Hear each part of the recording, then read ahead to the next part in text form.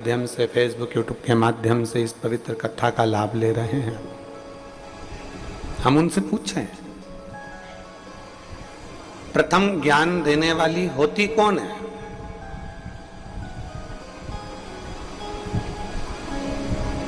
आपको बोलना सिखाता कौन है? जन्म के समय पर भले मां आपके कानों में गुरु मंत्र ना दी हो, जन्म के समय पर भले मां आपके कानों में आकर कोई मंत्र प्रदान ना करी हो, पर संसार की पूरी माताएं, संसार की मां एक पहले नंबर का गुरु होती है, जो अपने बच्चे का हाथ पकड़कर उसको स्लेट पर लिखना भी सिखाती है और उसको बोलना भी सिखाती है। प्रथम है।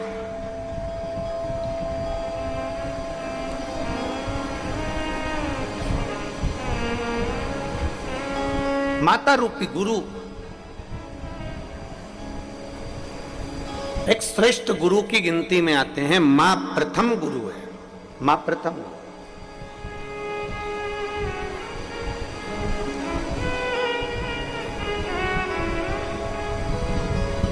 पहले नंबर का अगर कोई गुरु संसार में आपका हाथ पकड़कर लिखने की और लिखाने की सामर्थ्यता रखता है, पहले नंबर का गुरु यदि आपके कानों में भले मंत्र ना दिया हो, पर आपकी वाणी से माँ और पिता पापा खिलाने की सामर्थ्यता रखता है, दादा दादी बुलवाने की सामर्थ्यता रखता है, तो केवल एक वो माँ रूपी गुरु ही हो सकता है, बाकी का कोई।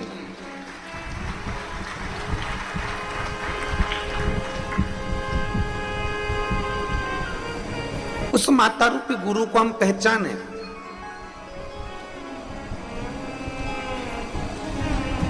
उस माता रूपी गुरु को हम जानने का प्रयास करें। और जिस दिन हम माता रूपी गुरु को पहचान जाएंगे, जिस दिन हम पिता रूपी गुरु को पहचान जाएंगे, हम भटकना अपने आप छोड़ देंगे।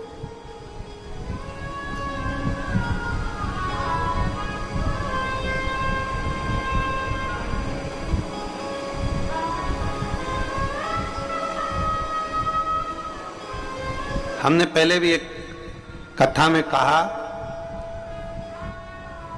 कि पूर्व में हमारे जीवन में धन कम था, उसका गम होगा अपनी जगह,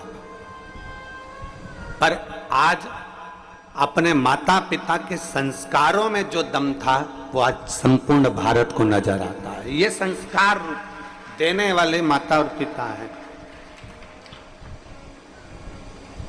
पहले नंबर का गुरु यदि संसार सागर में परमात्मा ने देकर भेजा है, तो वो मां को देकर भेजा। एक जीव जब जन्म लेता है ना, मृत्यु लोक में जब उस जीव को भेजा जाता है, मृत्यु लोक में जब उस जीव को भेजते हैं, मृत्यु सागर में, मृत्यु लोक में जब किसी मनुष्य को भेजा जाता है, तो वो ऊपर बहुत बहस करता है।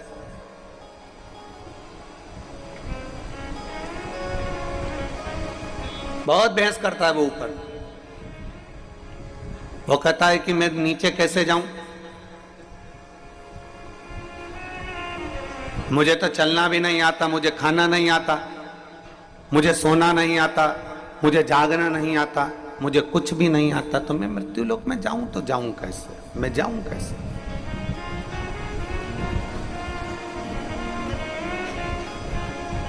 इस संसार सागर में मुझे नहीं जाना, इस संसार सागर में मुझे नहीं पहुंचना, मुझे भेजिए नहीं, मैं नहीं जाना चाहता, मैं पहुंचना नहीं चाहता। क्या करूंगा मैं मृत्यु लोक में जाकर? मां मेरा कोई ना कोई है ही नहीं, मैं जाऊंगा तो मुझे घर कहाँ पर बनाना है, मुझे रहना कहाँ पर है, कितना खाना है, मुझे भोजन कौन लाएगा, मेरे लिए नौकरी कौन करेगा, मेरे लिए जॉब कौन करेगा, मेरे लिए काम कौन करेगा, मेरे पास भरण पोषण का कोई तैयारी नहीं है, मेरे पास सोना चांदी नहीं, हीरा पन्ना नहीं, मेरे पास में गाड़ी बंगला नहीं, मैं तो किसी को पहचानता भी नहीं हूँ पृथ्वी पर, फिर मैं नीचे जाऊं तो जाऊं कैसे? उस जीव को बुलाया और परमात्मा ने उस जीव को बुलाकर कहा कि तुझे मृत्यु लोक में जानने में संकोच नहीं करना है।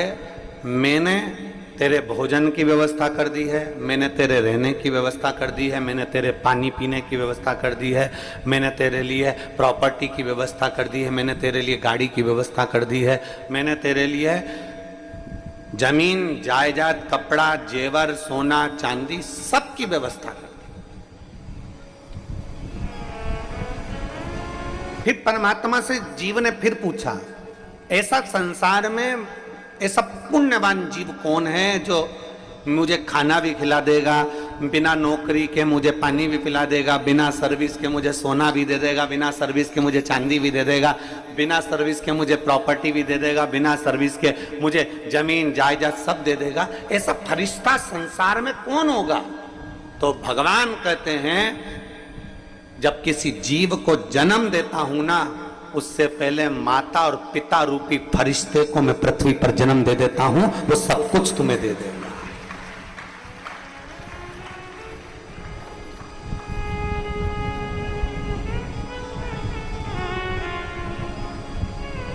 सब कुछ।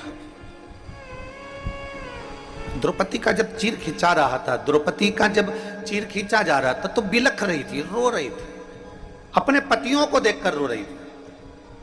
5 पति हैं और एक जैसे बैठे हुए और इनके हाथों में वो बल है कि गांडी उठाएंगे और 2 मिनट में मार देंगे। इनके हाथों में वो बल है कि गदा उठाएंगे और पछाड़ देंगे।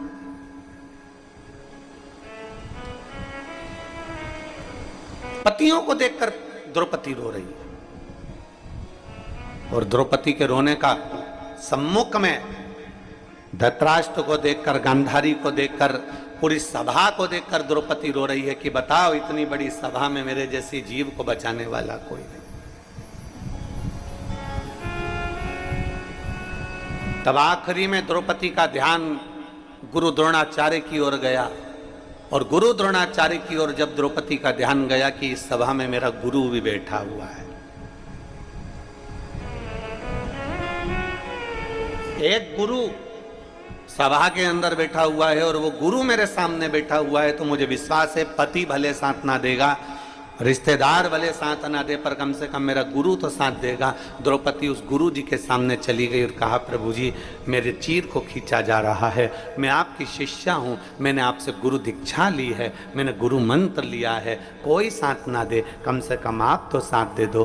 गुरु द्रोणाचार्य नैनों में जल भरकर द्रौपदी से कहते हैं, इस सभा में जितने बैठे हैं कोई तेरा साथ नहीं देगा, तेरा गुरु भी तेरा साथ नहीं देगा, पर इतना याद रखना द्रौपदी, मैं भले साथ ना दूं, पर मैंने जो तुझे मंत्र दिया है उस मंत्र का जाप करना प्रारंभ कर दे, दुनिया का कोई साथ ना देगा पर वो परमात्मा साथ दे। श्री शिवाय नमस्तुभ्यम। तुम ये मत सोचना कि हमारे दुख की घड़ी में किसी मनुष्य से तुम गुरु मंत्र जरूर ले लोगे, किसी मानव से तुम गुरु मंत्र ले लोगे, किसी संत से, साधु से, ब्राह्मण से, तपस्वी से, साधक से, उपासक से, किसी कथाकार आदि जितने भी तुम्हें मिलेंगे आप उनसे गुरु मंत्र तो ले लोगे, पर इतना याद रखना, ना साधु, ना सन्यासी, ना तपस्वी, ना साधक, ना उपासक, ना कोई कथाकार, ना कोई तत्व तुम्हारे दुख की घड़ी में कोई तुम्हारा साथ नहीं देगा। दुख की घड़ी में तो केवल तुमने किसी गुरु से जो मंत्र लिया है और वह मंत्र का यदि स्मरण आ गया तो वो उस मंत्र का जाप करते रहना, तो वो मंत्र तुम्हारा साथ दे जाएगा। इंसान साथ नहीं देता, इंसान कभी साथ नहीं देगा, मनुष्य कभी साथ नहीं देगा। अकेले आए हो संसार सागर में, अकेले आपको जाना है, अपने हाथों से कर्म करते जाना है, अपने हाथों से मेहनत करते जाना है। संसार सागर में अकेले आए और अकेले जाना है और अपना कर्म, अपनी मेहनत अपने साथ में करते हुए जाना है, अपना कर्म।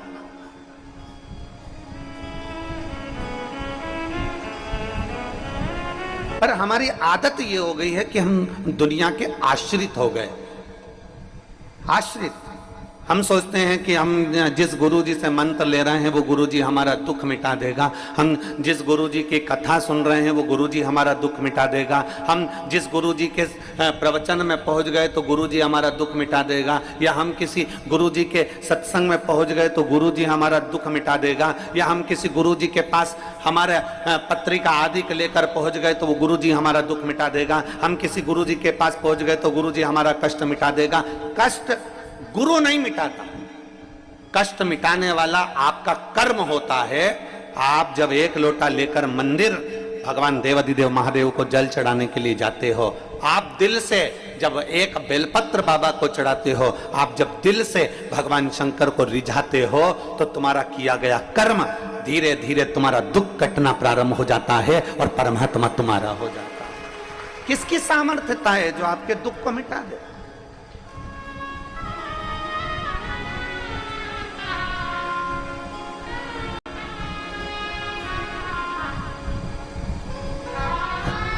रामकृष्ण परमहंस जी को,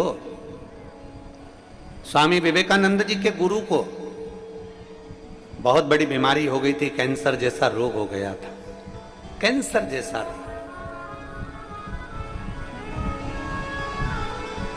नरेंद्र ने कहा, स्वामी विवेकानंद जी बोले, हे गुरुदेव, आपको इतनी बड़ी बीमारी हो गई, इतना बड़ा रोग हो गया है, मां शारदा, मां दुर्गा आपके कहने पर आपसे बात करने के लिए आती है, तो गुरुदेव आप मां शारदा से क्यों नहीं कहते कि मेरा ये रोग समाप्त कर दे?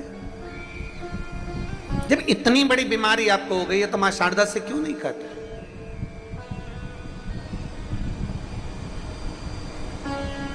भारत की भूमि के ऐसे संत रामकृष्ण परमहंस जी थे, भारत की भूमि के ऐसे संत चैतन्य महाप्रभु जी थे, भारत की भूमि के ऐसे संत श्रीमद वल्लभाचार्य जी थे, भारत की भूमि के ऐसे संत श्री रामानुजाचार्य जी थे, भारत की भूमि के ऐसे संत श्री निम्बार्काचार्य जी थे, भारत की भूमि के ऐसे संत तुकाराम जी थे, भारत की भूमि के ऐसे संत श्री रविदास जी थे, भारत की भूमि के ऐसे संत श्री कबीरदास जी थे, जिनके सामने परमात्मा आकर खड़ा हो जाता था और कभी उन्होंने इस बात का ढिंडोरा नहीं पीटा कि मेरी भगवान से बात होती है और भगवान मेरा कहना मानते।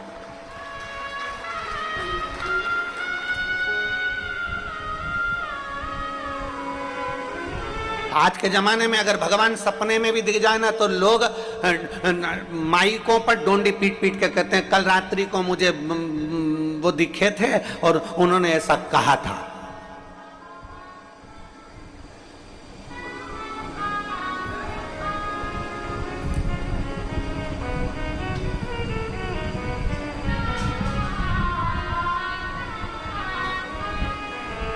आज के समय में अगर जरा सा भी भगवान का दीदार हो जाए तो लोग डोंडी पीट कर कहते हैं कि मुझे सपने में। और आप लोग खुद अपना व्हाट्सएप चलाते हो, कई बार व्हाट्सएप पे आपने एक पत्र पढ़ा होगा कि वहां के महाराज को सपने में 2 सांप दिखे, उन्होंने ऐसा किया वैसा किया, फिर कहा कि ये मैसेज को 5 जनी को भेज, नहीं तो तेरा बुरा कर दूंगा। बोलो बोलो, सही है कि गलत है? अरे बोलो तो जम के, सही है। सपने में उनको दिखा और उन्होंने डोंडी पीटना चालू करा कि ये 5 लोगों को भेज, नहीं तो तेरा बुरा करना प्रारंभ कर दूंगा। अब भगवान ने सपने में ये भी बोला था कि जो मैसेज नहीं पढ़ेगा या नहीं भेजेगा तो उसका बुरा हो जाएगा। ये हम भ्रम में जी रहे हैं, एक आडंबर हमारे साथ में लगा दिया गया है, एक हमारे साथ में एक नाटक लगा दिया गया है कि तुम्हें कैसे डराया जाए। आज तक इस व्यासपीठ ने आज तक ये नहीं कहा कि तुम मंदिर नहीं जाओगे तो नरक पड़ जाओगे, कथा नहीं सुनोगे तो नरक पड़ जाओगे। इस व्यासपीठ ने आज तक नहीं कहा ये कि नरक चले जाओगे अगर कथा नहीं सुनोगे, या मंदिर नहीं जाओगे तो नरक चले जाओगे। ये व्यासपीठ आज तक नहीं बोली, ये व्यासपीठ कभी वर्णन नहीं करी। और इस व्यासपीठ ने यह भी नहीं कहा कि तुम स्वर्ग चले जाओगे कि नरक चले जाओगे।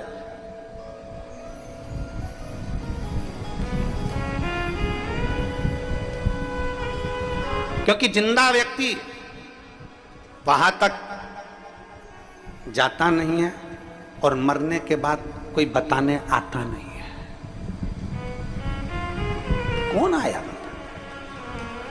जिंदा व्यक्ति वहां तक जाता नहीं है और मरने के बाद कोई बताने आता नहीं है कि मुझे एसी का रूम मिला कि डनलप का गद्दा मिला, मुझे कैसा भवन मिला, कैसा भोजन मिला, चांदी की थाली में भोजन मिला, कि बहुत सारी अप्सराएं मुझे पंखा झेल रही थी, कि मुझे बहुत सुंदर रथ में बिठाया गया, सिंहासन पर बिठाया गया, मुझे बहुत सारा भोजन कराया गया। ये कोई बताने के लिए संसार में नहीं आया। वापिस आकर किसी ने नहीं बताया कि मैं नरक में मैंने ये देखा कि स्वर्ग में मैंने ये देखा, कोई बताने वाला नहीं था। जिंदा गया नहीं, और मरा आकर बताया नहीं। इसलिए शिव महापुराण की कथा में अमरनाथ की गुफा में माता पार्वती जी ने शंकर जी से पूछा था, भोले बाबा आप हमें बताइए कि बैकुंठ क्या है और नरक क्या है, इसका वर्णन आप हमें करिए। अमरनाथ जी की गुफा में माता पार्वती जी भगवान शिव से कहती हैं कि आप हमें बताओ नरक और स्वर्ग का भान क्या है। शंकर भगवान ने एक शब्द में, क्योंकि शंकर अड़भंगे हैं, शिव आडंबर नहीं जानते, शिव दिखावा नहीं जानते, उन्होंने एक शब्द में सारी बात को समाप्त कर दिया। पार्वती जी कहती हैं आप हमें बताओ स्वर्ग और नरक का भेद क्या है। शंकर भगवान ने कहा, पार्वती संसार में रह रहे हो, घर में रह रहे हो, परिवार में रह रहे हो, भर पेट अगर भोजन कर रहे हो, अच्छे कपड़े पहन रहे हो, अच्छे मकान में रह रहे हो, सब घर के लोग तुम्हारा कहना मान रहे हैं, तुम्हारी इज्जत तुम्हारे घर में है और तुम्हारे मांग में सिंदूर, हाथ में चुड़ला, पांव बिछोड़ी और बड़े प्रेम से आनंद के साथ आप अपनी जिंदगी जी रहे हो। आप बुजुर्ग भी हो गए तो घर के पोता पोती आपका सम्मान कर रहे हैं, घर के लोग आपका आदर कर रहे हैं। सुनो पार्वती, घर में भरपेट भोजन कर रहे हो, अच्छे से सो रहे हो, भरचक नींद हो रही है, अच्छी जिंदगी जी रहे हो, तो ये समझ लेना कि तुम स्वर्ग में निवास कर रहे हो, पृथ्वी पर हो। और सुनो पार्वती, नरक का भान भी मैं तुम्हें करा देता हूं। नरक किसको कहा जाता है? जिस घर में 4 लोग रह रहे हैं, जिस घर में 8 लोग रह रहे हैं और दिन भर क्लेश की जिंदगी जी रहे हैं, दिन भर विवादों में घिरे हुए हैं, दिन भर क्लेश में घिरे हुए हैं, जरा जरा सी बात में जहां क्लेश उत्पन्न हो जाता है, समझ लेना पार्वती कि नरक में क्या दुख देखोगे, वो दुख तुम्हें संसार सागर में नजर आता है। इसलिए पार्वती स्वर्ग भी यही है और नरक भी यही है। अरे मत बुरे कर्म कर बंदे वरना पछताएगा, भगवान की आंखों से तू बच नहीं पाएगा, तू बच नहीं पाएगा। अरे ओ अज्ञानी मत कर नादानी, अरे ओ अज्ञानी मत करना, तेरे कर्म का फल भी तू ही पाएगा, जैसा किया तूने तेरे आगे आएगा। मत बुरे कर्म कर बंदे वरना पछताएगा, भगवान की आंखों से तू बच नहीं पाएगा, तू बच नहीं पाएगा। तेरा स्वर्ग भी यही है और तेरा नरक भी यही है।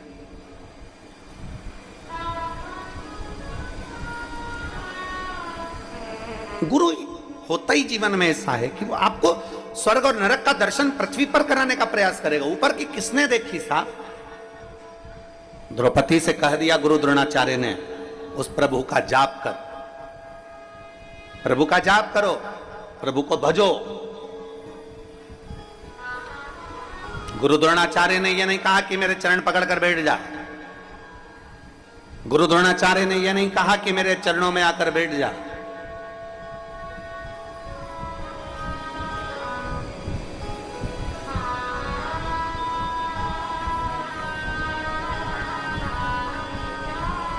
गुरु द्रोणाचार्य ने केवल एक ही बात कही, उस परमात्मा को याद करो। विपदा की घड़ी हो, विषम परिस्थिति हो, दुख का समय हो, उस समय पर उस शिव को, मेरे त्रिकालदर्शी कैलाशी को याद करो, उसको याद करो।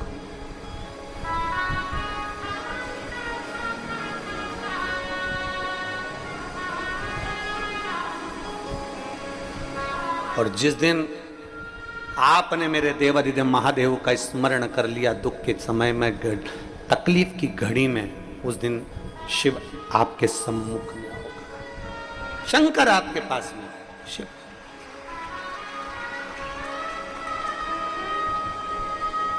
और अंत समय प्रभु आना पड़ेगा, वचन दिया तो निभाना पड़ेगा। आए ना आए प्रभु कुटुंब कबीला, अंत समय प्रभु आना पड़ेगा। वचन दिया तो निभाना पड़ेगा। वो गुरु अपना चरण नहीं पकड़ाए,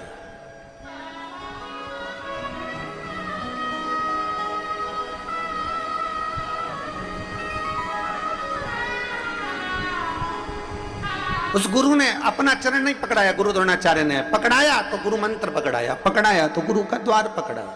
भजन करो, भगवान का स्मरण करो।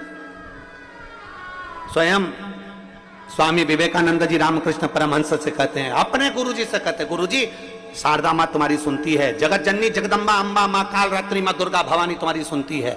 आप अपने शरीर में कैंसर जैसा रोग हो गया है, आप माँ को बोलते क्यों नहीं हो? आप माँ जगत जननी से कहते क्यों नहीं हो? रामकृष्ण परमहंस जी ने कहा, तू कह रहा है ना, बोलूंगा बोलूंगा। एक दिन रामकृष्ण परमहंस जी से स्वामी विवेकानंद जी ने कहा, आज तो तुम्हें जगत जननी दुर्गा भवानी से कहना ही पड़ेगा कि मेरा कैंसर का रोग समाप्त करो।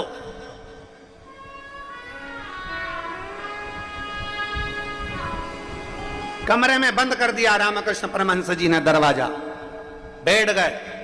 स्वामी विवेकानंद बाहर बैठे हुए थे, उनको लगा आज मेरे गुरुजी बोलेंगे मां से। मां शारदा सामने प्रकट हो गई। जगत जननी दुर्गा भवानी ने रामकृष्ण परमहंस से पूछा, बेटा ए बाबू,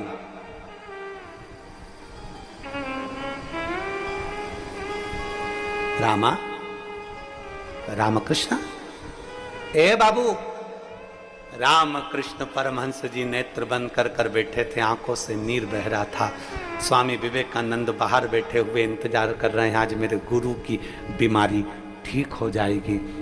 आंख से आंसू बह रहे रामकृष्ण परमहंस के, और मां जगत जननी ने पूछा, बाबू तू रो रहा है? बाबू तेरी आंख में जल है? राम, ए रामकृष्ण, ए बाबू, तेरी ये शारदा ने, तेरी ये मां ने आज तक तेरी आंख में आंसू नहीं देखे हैं, आज तू रो रहा है? रामकृष्ण परमहंस जी ने कहा, मां आज एक शिष्य के लिए गुरु आपसे बात करने आया है। शिष्य कहता है कि मेरी बीमारी समाप्त हो जाए, पर मां वो तो शिष्य है, गुरु का भला सोचता है। पर मां मैं तो इतना कहना चाहता हूं, अगर आज मैं अपने कर्म का भोग नहीं भोगा तो मुझे दूसरा जन्म लेकर फिर भोगना पड़ेगा, फिर भोगना। मां मेरे भाग्य में जो दुख लिखा है वो तू देते रहना मना नहीं है, पर मां इतनी कृपा करना कि तेरी भक्ति में मेरा मन लगा रहे और मेरी बीमारी का भी मुझे भान ना हो, बस इतनी करुणा कर देना।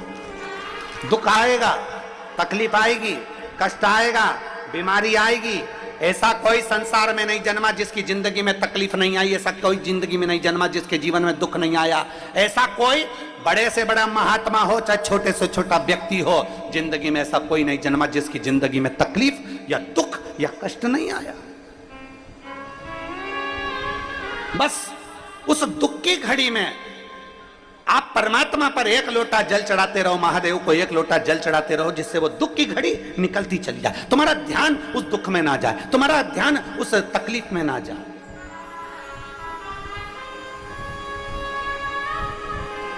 एक पत्र आया है, उस पत्र में एक मां ने लिखा कि मेरी बेटी की आंख के नीचे एक छोटी सी सफेद लाइन हो गई।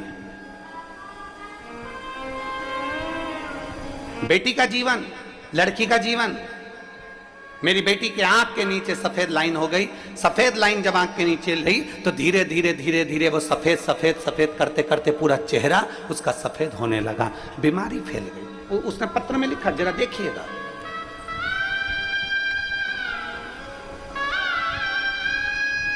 मैं अर्चना बेलवंशी, पति सुरेश बेलवंशी, परासिया, जिला छिंदवाड़ा, मध्य प्रदेश के निवासी हूँ। मेरा मोबाइल नंबर ही है। कहीं बैठी हो तो हाथ हिलाइएगा, अगर कहीं बैठी हो तो हाथ हिला सकती है और बेलपत्र लेने यहाँ आ सकती है। हाँ जी, दिख गया। बेटी आई है क्या साथ में? आई है, ले आओ इसको, बेलपत्र लेकर जाओ। जाओ। मैं अर्चना बेलवंशी, पति सुरेश बेलवंशी, परासिया, जिला छिंदवाड़ा, मध्य प्रदेश की निवासी हूँ। मेरा मोबाइल नंबर ये है। मेरी बेटी अंशिका बेलवंशी, उम्र 5 वर्ष है। उसकी आंख के नीचे सफेद दाग हो गया और उसके चेहरे पर पूरा दाग फैलता चले गया और पूरा चेहरा उसका धीरे धीरे सफेद होने लगा। 2023 में हमने डॉक्टर को दिखाया। जितना जितना उसको दिखाते गए वैसे वैसे उसके शरीर पर वो बीमारी फैलती चली गई। अब बेटी का जीवन है गुरुजी, कैसे इस बीमारी को देख लें। तब मेरे मम्मी पापा, ममता रकोशिया, पिताश्री अमित लाल रकोशिया जी के कहने पर मैंने पहली बार आपकी कथा टीवी पर सुनना प्रारंभ करी। आपको आज तक मैंने टीवी पर कथा नहीं सुनी थी, आज तक आपको देखा नहीं था, आज तक आपसे बात नहीं हुई। पहली बार कथा मैंने टीवी पर देखी और आपने कहा कि पूर्णिमा की रात्रि को गाय जब बछड़े को दूध पिलाती है तो उसके मुंह में फेन आ जाता है, उसको चम्मच में निकाल लो और उस फेन को शरीर पर लगाकर उसको चंद्रमा की रोशनी में रखिए और रुद्राक्ष का जल शिव जी को चढ़ाकर उसको पिलाइए। हमने बेटी को शंकर जी के मंदिर भेजना चालू कर दिया। मेरी बेटी देखकर रोती थी कि मेरा चेहरा कैसा हो गया, मेरा शरीर कैसा हो गया। तब हमने अपनी बेटी से कहा उस पर भरोसा रख, बाबा को 1 लोटा जल चढ़ाती रहे, मंदिर की सफाई करती रहे। और बाबा का क्या गुणगान करूं गुरुदेव, मेरे बाबा तो शंकर हैं और मैं क्या कहूं, आपकी वाणी में केवल शिव पुराण नहीं है, शंकर खुद वाणी से ऐसा लगता है कि बोलता है। बाबा आज मेरी बेटी पूरी तरह से ठीक हो गई, उसका चेहरा वापस वैसा की वैसा हो गया और उसका रोग समाप्त हो गया। मैं बाबा को प्रणाम करने के लिए एक शिव तत्व की प्राप्ति, एक शंकर को घड़ी की प्राप्ति।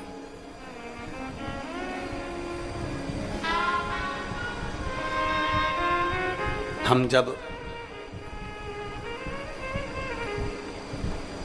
शिव को अपना मान लेते हैं और शंकर को अपना जान लेते हैं, हम जब शिव को अपना मान लिए, शंकर को जब हमने अपना जान लिया, वो एक लाइन आप और हम हमेशा गुनगुनाते रहते हैं। रिश्ता तेरा मेरा सबसे प्यारा, रिश्ता तेरा मेरा सबसे प्यारा, तू मेरा बाबा मैं हूँ तेरा लाला, मैं हूँ तेरा लाला, तू मेरा बाबा मैं हूँ तेरा लाला, मैं हूँ तेरा लाला। एक विश्वास, एक भरोसा,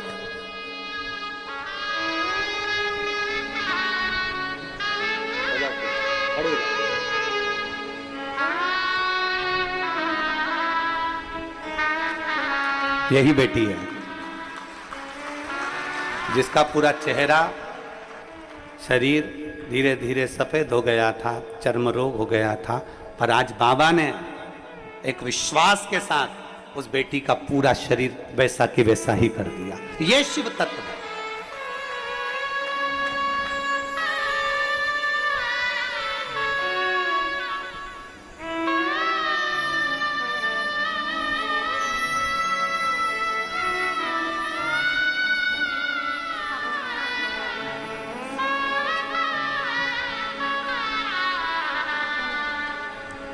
प्रणाम करो।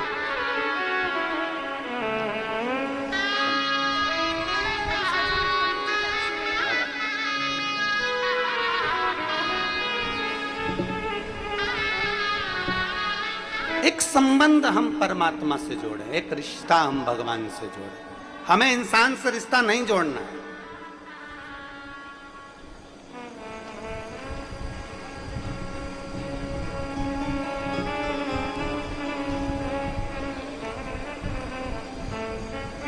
याद करो जगत गुरु शंकराचार्य जी का वो समय,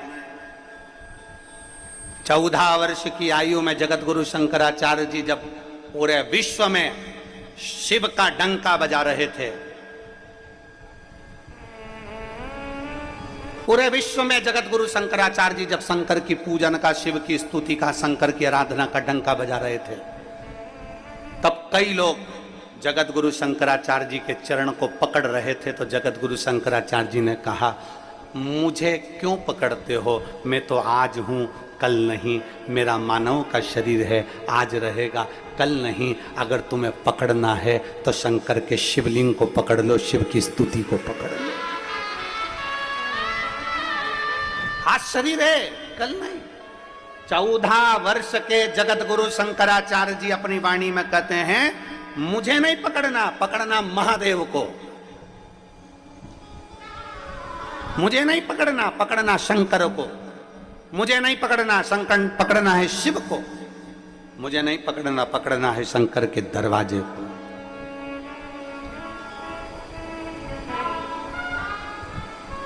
हमसे कोई संबंध आपका नहीं है, संबंध परमात्मा से बनाइए। एक असली गुरु जो होता है ना, एक सही गुरु जो होता है ना, वो आपको यही मार्ग बताएगा। हमारे पास में नहीं, हमारे चरण पकड़ना नहीं, पकड़ना तो मेरे देव अधिदेव महादेव के चरण पकड़ना। जब दुख की घड़ी आएगी तो वो परमात्मा तुम्हारा साथ देगा। और अंत समय प्रभु आना पड़ेगा, वचन दिया तो निभाना पड़ेगा। आए ना आए प्रभु कुटुंब कबीरा, अंत समय प्रभु आना पड़ेगा, वचन दिया तो निभाना पड़ेगा। अंत समय प्रभु आना पड़ेगा। एक शिव पर भरोसा करिए, एक उगड़ी पर भरोसा करिए। माँ शारदा कर रही है, माँ जगतजननी दुर्गा भवानी कर रही है, माँ आद्य शक्ति कर रही है। रामा तेरी आंख में चले, ए बाबू क्यों रो रहा है, क्यों रो रहा है? रामकृष्ण परमहंस जी कहते हैं, माँ बस एक आस ले लिए बैठा हूं, एक आस। क्या आस है तेरी, बोल।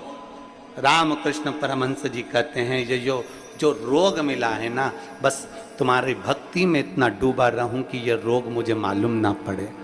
शिव जी के मंदिर में जब एक लोटा जल चढ़ाने जाओ, शंकर जी से अपने मन की बात कहते समय ये जरूर कहना कि अगर दुख की घड़ी आए तो परमात्मा इतनी कृपा जरूर करना कि वो दुख मुझे याद ना आए, तेरी भक्ति में इतना रमा रहूं, मैं तेरे भजन में इतना रमा रहूं।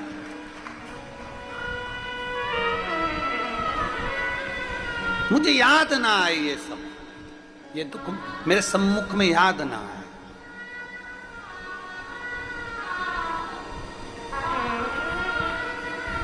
आप में से कोई लोग नाव में कभी बैठे हैं क्या? जो लोग बैठे हैं जरा हाथ उठाओ। नाव में कभी बैठे हो तो ठीक है, रख लो रख लो, बहुत जोरदार।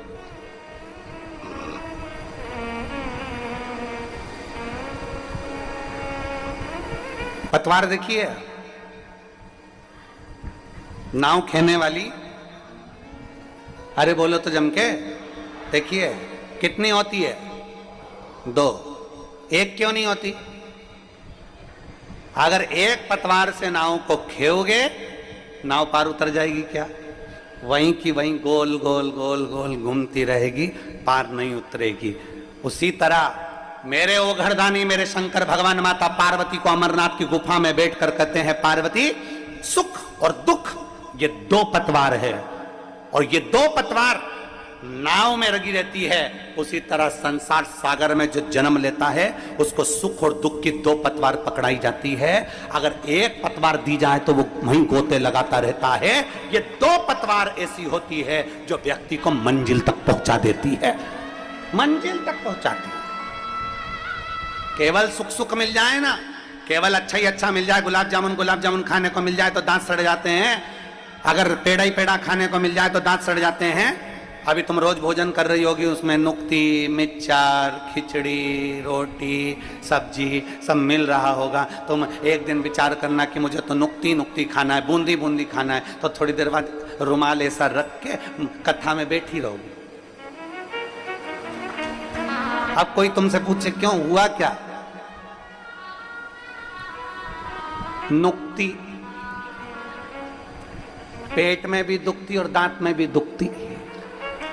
तो अब कोई पूछे तुमसे कि तू ये दांत पर, मुंह पर ये कपड़ा लेकर क्यों बैठी है, तो कहे बस आज मेरे दांत में बहुत दर्द हो रहा है, आज मेरे को थोड़ा पेट में भी बहुत दर्द हो रहा है, बार बार ऐसा लग रहा है कि मड़ोड़ उठ रही है बार बार। तो कोई पूछेगा क्या खाया था, तो के खाने को तो रोटी भी थी, खिचड़ी भी थी, दो चीज़ थी। अगर ज़्यादा कहीं तबीयत मबीयत गड़बड़ हो तो खिचड़ी खा लो, और अगर अच्छे दमदार हो तो रोटी निपटा लो। पर मेरी भी बुद्धि मारी गई थी, अकेली में जोरदार अच्छी कुरकुरी सी नुक्ती थी, वो निपटा गई। अब मुझे क्या मालूम था कि नुक्ती पेट में दुखती, अब मुझे क्या मालूम था, मेरे को तो लगा कि अच्छी है।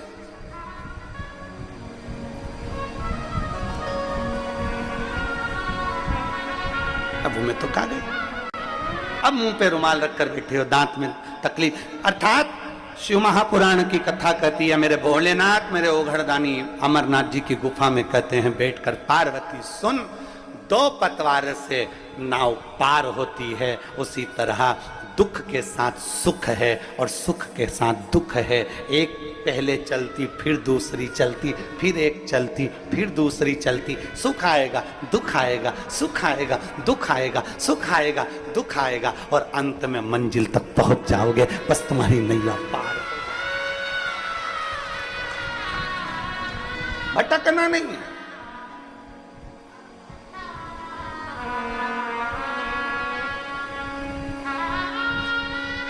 भटकना नहीं। अगर हम इस सुख दुख की नाव में सवार हैं, मंजिल तक पहुंचना है तो परमात्मा का, रामकृष्ण परमहंस जी से मां जगत जननी करी, मांग तुझे क्या चाहिए, आज मेरा दिल प्रसन्न है क्योंकि तेरे शिष्य ने तेरे लिए सोचा है, तो बोल तुझे क्या चाहिए। रामा बोल दे, रामा, हे बाबू मुंह से बोल तो सरी। रामकृष्ण परमहंस जी कहते हैं, मां आज एक इच्छा है मेरी, वो तू पूरी कर देना। माँ कौन सी इच्छा है, बोल रामकृष्ण परमहंस। माँ पूछ रही है कौन सी इच्छा, तब स्वामी विवेकानंद जी का स्मरण आया और रामकृष्ण परमहंस जी ने कहा, माँ इतना जरूर करना, जब मेरे अंतिम क्षण हो, प्राण छूट रहे हो माँ, तब तेरी गोद में मेरा सिर रखा हुआ हो और मैं अपने धाम को चला जाऊं। बस इतनी क्या कर?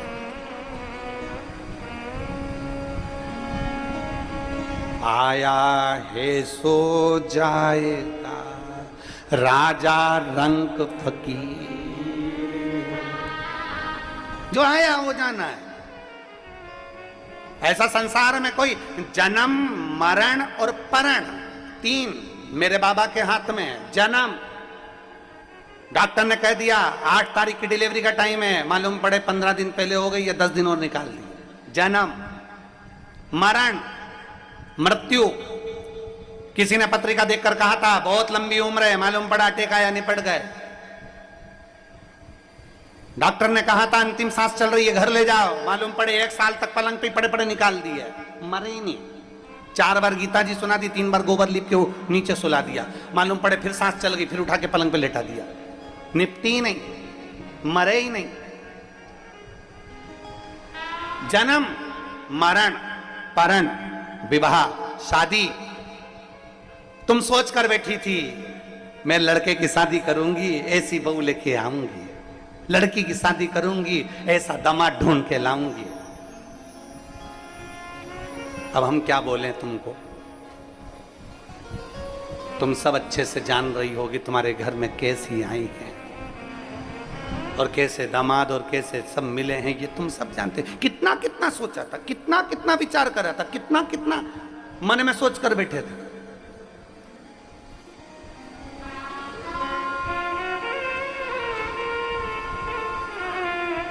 पूर्ण करने वाला देवाधिदेव महादेव, जन्म मरण और परण तीन मेरे महादेव के हाथ में है। कब जन्म होना है, कब मृत्यु होना है, कब शादी होना है, ये महादेव जानते हैं। तुम कितना ही विचार कर लो, यहाँ जाऊंगी ये पूजन करा दूंगी, वहां जाऊंगी वो पूजन करा दूंगी, जल्दी से ब्याह हो जाएगा, ऐसा कर दूंगी वो ब्याह हो जाएगा, ऐसा कर लेंगे तो वो ब्याह हो जाएगा। सारी दुनिया का काम कर लिया, सब कुछ कर कर देख लिया, तब आखिरी में एक काम कर कर देखो, मेरे देवाधिदेव महादेव को एक लोटा जल चढ़ाकर अशोक सुंदरी का स्पर्श कर कर देखो, बाबा विवाह भी करा। एक पत्र